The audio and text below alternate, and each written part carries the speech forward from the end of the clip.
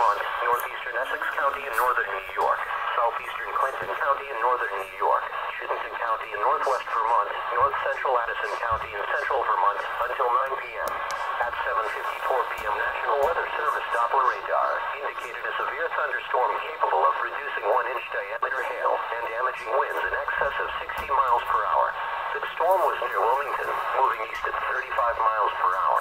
Locations in the warning include but are not limited to Deerhead, Clintonville, Willsboro, Kestrel, Essex, Colchester Point, Shelburne, Charlotte, St. George, Hinesburg, Richmond, Huntington. This severe thunderstorm is also producing deadly cloud-to-ground lightning.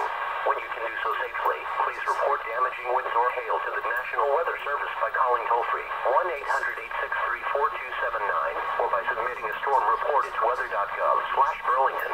Get to safety immediately when threatening weather approaches. Winds may knock down trees and power lines and damage buildings. Large hail may cause injury and damage property.